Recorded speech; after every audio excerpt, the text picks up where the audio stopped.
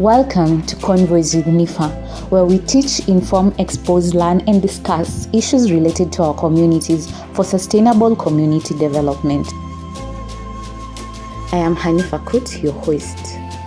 And our today's topic is on communication for social change. With Calvin Rock, stay tuned. Welcome to another episode of Convos with NIFA. And today we're going to be discussing something to do with communication. You know, communication is very important and how it relates to community development and issues to do with the environment and climate change, because I have someone who's been working on such. So with me, you can say I have a guest. Now I'll give him the chance to introduce himself and tell us who he is, what he's been doing, and Karibu. Thank you so much, Nifa. Hello, my name is Calvin Rock. I'm a journalist, I'm a reporter at African Censored and also a fact checker. And besides that, I'm a communications consultant. Welcome to Convos with NIFA. Yes, welcome to Convos with NIFA. So, Calvin, just enlighten us on generally what is communication. Yeah. Well, that's a question that people ask a lot. People often tend to think communication is more of passing information, but communication is more than that. Mm-hmm. There is the technical aspect of communication, which includes encoding a message and decoding the message, and of course a channel which passes that message. But I like to think of communication as a two-way process. Yeah. Communication may include passing information, but then it's also receiving information. Well, I say that because for any communication to be complete, there has to be feedback.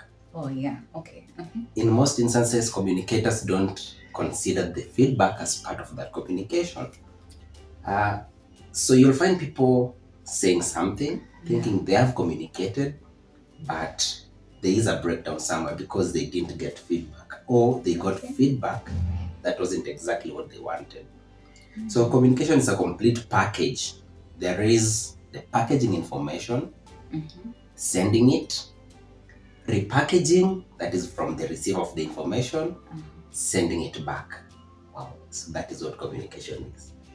So it is something that is full and complete. It's not just waking up and I'm putting it out there and it has no impact or it has not been received.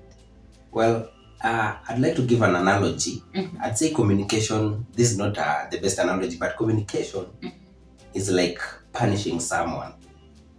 Well, you know, the essence of punishment is to get an effect from that punishment. Yeah.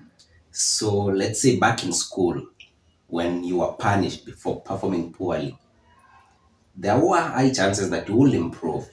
But then it came to a time, having been a teacher once, a story for another day, there's a time when you cane students so much, or you punish students so much through corporal punishment to a point that they do not even feel the punishment anymore. Yeah. Now, communication is like punishment in this sense. When you punish a child, when you punish someone, you expect that they'll change their behavior. Yeah. So the punishment, if it be inflicting pain or taking away a privilege as punishment, there is some reinforcement you're doing, expecting that behavior will change. Yeah. So if the behavior changes to a desirable behavior, to what you expected, then probably you've communicated. Oh. Yeah. Yeah.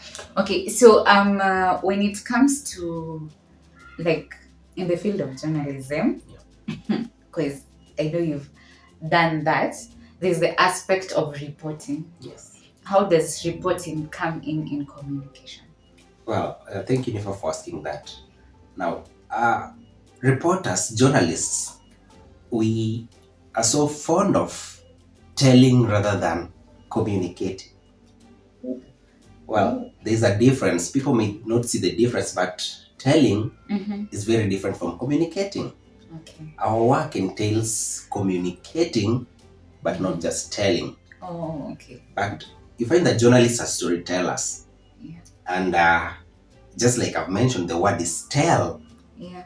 But when you tell someone something, you may not have necessarily communicated. Let's take this example. When I tell Nifa to pick that cup from the floor, for instance, and she doesn't pick it, but I might tell her, I might communicate Yeah. asking her to pick the cup, Yeah. and she picks it. So picking the cup means that I communicated. Now, this is the part of communication in reporting. All the stories we tell usually have an objective. For instance, you want to inform people, you want to influence action, you want to motivate people, you want people to change their behavior, you want people to learn. So when you tell a story as a journalist and people are informed, they didn't know something, now they know, you have communicated, not just reporting. You may report without an effect. Yeah. Okay. Yeah. So actually, when you are talking, I could just say what I wanted you to talk next on, or to communicate next on, however you put it. I could easily pinpoint how communication can actually drive community development or bring social and community change. So, to you, why do you think communication is important in and for community development? Now, journalism is very much tied with community development, especially what we nowadays call developmental or solutions journalism.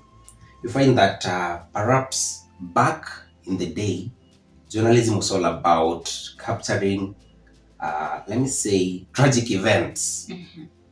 A man has decided to kill his wife and burn their house, that is news. Yeah. An accident happened, 50 people died, that is news. Yeah. For a very long time, that's what journalism has all been about. Yeah.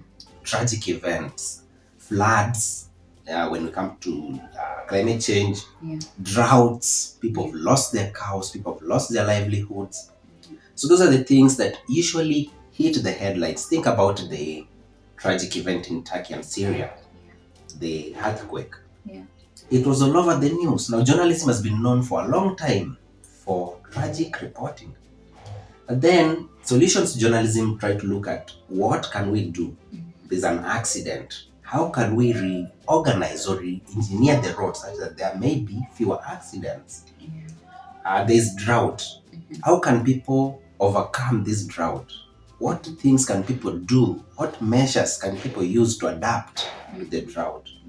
So solutions journalism or developmental journalism is all about community development, because you're not reporting the plight of people, you're also trying to answer the question, what can be done? So in this sense, communication is very important to influence the actions of these people, because what you're seeking to do as a journalist is not just to tell a story, but also to influence actions. You want to influence donors to come in. You want to influence the government to act upon your story. So in that way, journalism, communication, and community development are all tied into one thing. And it all depends on how well you communicate your message. Yeah, that's great, because even when you are defining communication itself, I could just see how it can integrate or how it can actually work towards community development. And the way you've expressed it is straight to the point, just straight to the point. Because I can see how if we don't know what's happening, or if we don't know what to do, and we are just enclosed within our community, we can very much easily not drive change within our community, and that means we won't develop at all. Of course. So, to the best of my knowledge, because I know him, you've been doing lots and lots of reporting and communication on environment and climate change. So I know within the environment very many things are happening. There's environmental degradation. There's also the issue of climate change, and like recently on the news, or for some time now, there have been cases of drought, and what you can see, people are dying, people are all that, and to some it might even bring anxiety, climate change anxiety, and all that. So from your end, if you look at it, how best do you think the given reporting should be done? Because you have an experience in reporting those catastrophic things, and on the other hand, we have also good things that are happening. How do we do it? Well, and if I to answer that, I think I'll give you pointers of any type of communication, especially climate change or communication of tragic events. Yeah. Now, there are things you need to consider when reporting on anything or when communicating. Yeah. Now, to begin with, because these events are tragic, of course, we need to balance our reporting. We need to balance our stories. Yeah. Of course, something bad has happened, but what good can come out of it? Yeah. What thing can be done? So, as journalists or as communicators, we need to learn to balance our communication such that the negatives are balanced with the positives. Yeah. So in that way, you'll be able to influence people, not show that it's all gloom and doom like we are wont to always do, because tragedy sells. So learn to balance the positives and the negatives in your reporting. If it's a drought, for instance, try to show people who are trying to harvest water to curb drought. Some time back, I got an opportunity to report in Yatta. Yatta is in Machakos. It's known to be a very dry place. But there's a community, a small community that has adopted water harvesting by digging dams. And they can survive out of that. If you look at their land, they have water plants. So they irrigate their farms and it's green as anywhere else. So that is something you need to report on. It's not just the drought. People are dying, people are eating dogs and all of that. So balance the positives and the negatives. Another thing is that you need to infuse meaning into your communication. What does this topic mean to you? What does this communication mean to you? Because if it doesn't mean something to you, why will it mean anything to anyone else? Exactly. Yeah. So try to find meaning in anything you're communicating. If I want NIFA to adopt a means of or a way of thinking, what does that way of thinking mean to me? Because I can't ask someone to do something that I wouldn't do myself. So find meaning in whatever you're communicating so that the other person may also see meaning in it. Another thing is that apart from balancing positives and negatives, apart from infusing your communication with meaning, is to include stories in your communication. Now, people love stories. Of course, it's a story you're telling, but try to find the human angle. What humanity is within your story? What can people relate to within the story? So that human angle, it may be a story about drought, but above all, it's a story about people. There are people involved. Try to listen to their stories, tell their stories. Besides the plight they're going through, who are they? What is their daily routine? Who were they before the tragedy? Who will they be after the tragedy? They are humans, apart from being victims.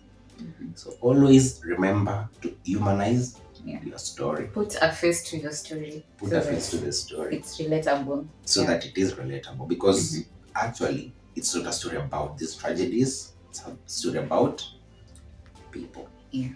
So those are 3 pointers that I think are very important when communicating climate change stories. Actually, they are important as well when communicating any kind of communication. Wow. Wow, that's interesting. I can see how you can actually get to report crazy things that are happening, or like climate change that are happening.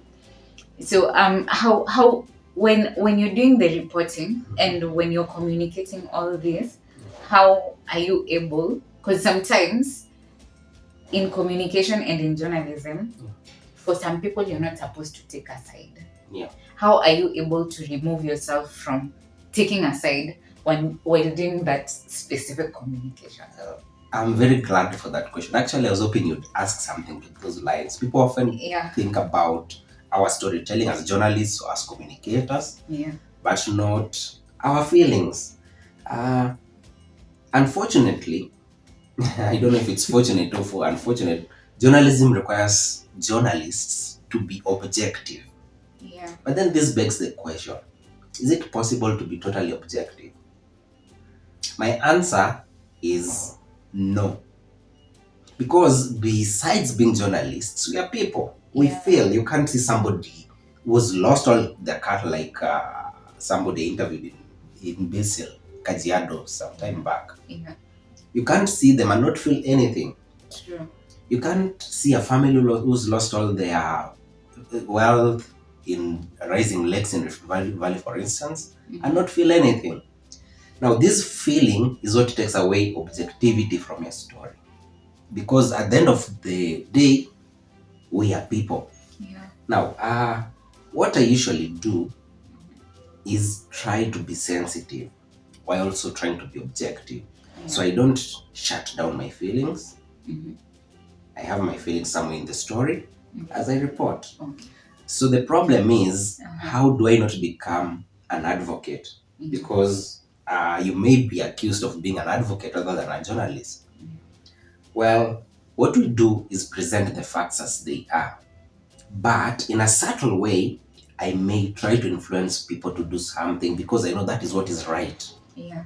So I'm not pushing for it per se, but in a way I'm also pushing for it because what is right is right. What is wrong is wrong. Yeah. So in climate change, for instance, adaptation measures, they are really, some of them are really important. Many of them are important. It's presented by scientists and researchers. Yeah. So what we do is present these adaptation measures in the story.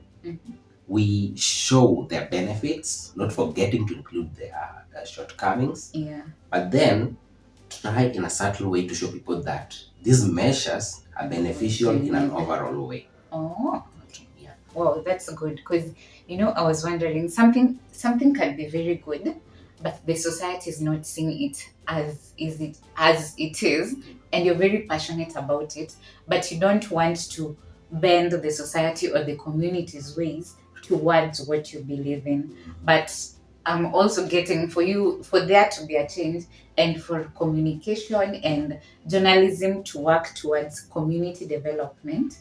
Even you as a person, you need to be able to tap and believe in what you're communicating. True. For it to actually get to happen. Exactly, because as a person, I believe that climate change is real.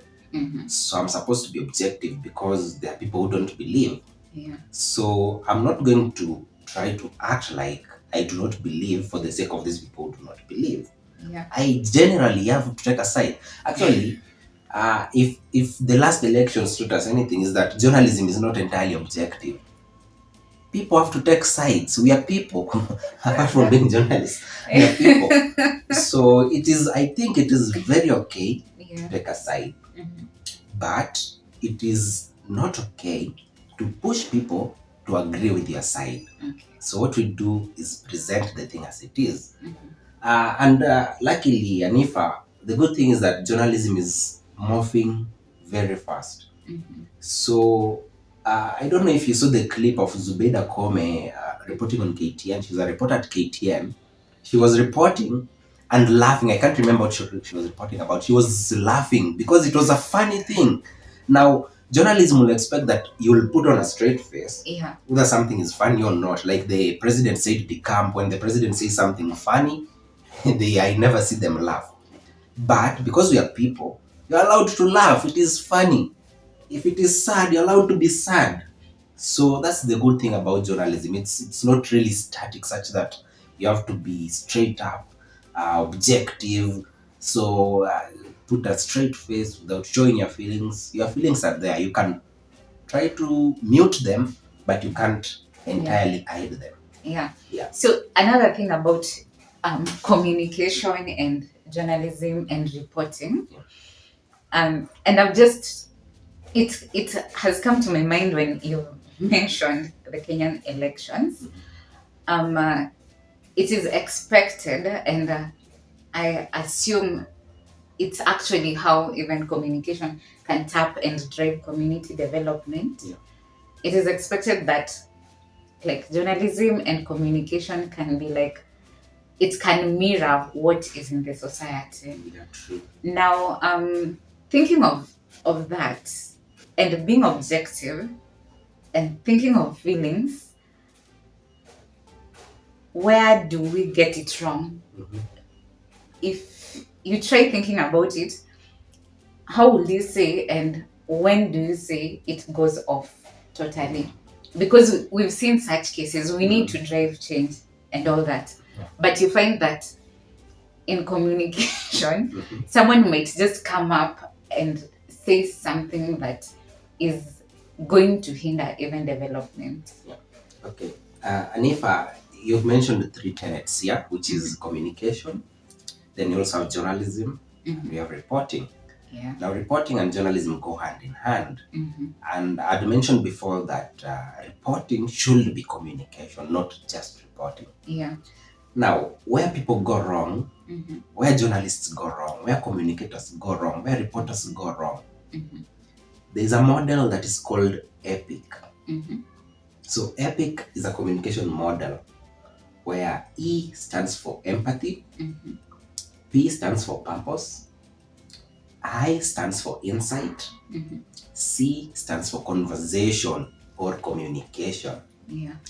Now, this is a transcendental model where one thing leads to the other.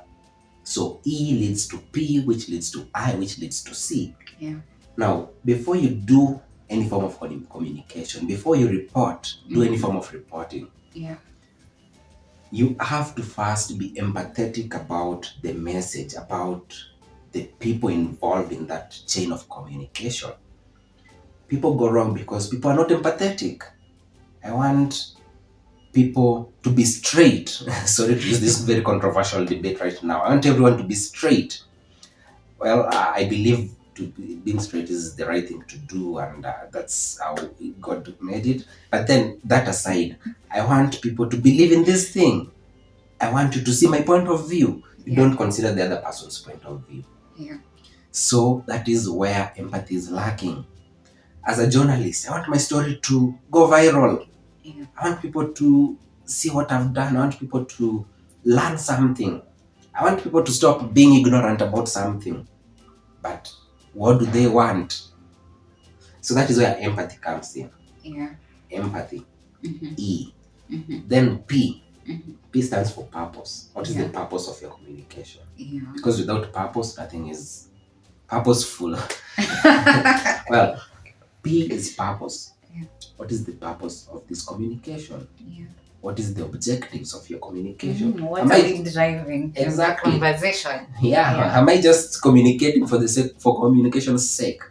Am I just doing this story because my editor told me to do it? Mm-hmm. Am I just reporting on climate change because I was affected by climate change as a child? Mm-hmm. What do people want? Yeah. Empathy leading to purpose. So Yeah. the purpose, this is where meaning also comes in. As I mentioned before, you need to infuse your communication with meaning. Yeah. So your communication must be very purposeful, very, what's the word? Must be very deliberate. You have to have a reason for putting that communication across, and it must mean something to those people as it means something to To you. you. Yeah. Then this leads to I. I is insight. So insight is basically the message. Yeah. You may communicate, you may be empathetic, you may have purpose for your communication, but your communication is not structured in the right way. What is this message? Is it packaged correctly? Is it factual? For instance, if you are a journalist, Mm-hmm. is it balanced? Yeah. Is it correct? Is it going to influence the people that I want? So that is where insight comes in. Mm-hmm. So this is all the knowledge you have, all the philosophy, all the facts, all the experience, all these are packaged into insight. Mm-hmm. So from empathy, you go to purpose, insight. Remember, insight is your message. And then finally we have C. C is Communicating, conversation Yeah. or communication. Now, I like communication because, I like conversation because actually it connotes an exchange. Yeah. Although communication Convos with does nifa. connote an exchange, it has often been misused Yeah. to mean passing across information. So, conversation. Yeah. When you do a story as a journalist or as a communicator, and there's no feedback entirely on that story, then I don't think you communicated. You did There has to nothing. be feedback in some way. Yeah. And if I'm hoping you're going to ask me the forms of feedback so that I don't go so much. You have just moved into it. Yeah, tell us the different forms of feedback. Thank you for that question. That was mine. Now, feedback is not necessarily a reply. Yeah. Well, you can text a girl you like and they blue tick you. That is feedback. Remember, silence can be a form of feedback given the context. Yeah. Perhaps she really doesn't like you. That may be the communication she's trying to pass across. Yeah. Perhaps you had wronged the person and they're trying to show that they are still annoyed. Yeah. That is communication. So feedback can be in the form of a reply. Maybe you did a story, it went viral, and there are so many comments, people praising you. Those are replies. That is feedback. Or even people are castigating you for your story. What kind of story is that? You people grow up and things like that. Those are feedback. They are very important to the chain of communication. Feedback can also be in the form of action. If I ask Anifa to pick up that cup and she does pick it up without talking, that is feedback. I've communicated. She understood what I'm saying. Yeah.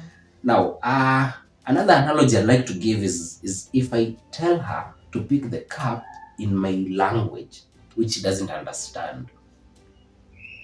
I haven't communicated. I may say I've communicated, but I haven't because the message wasn't understood and the effect of my communication wasn't achieved.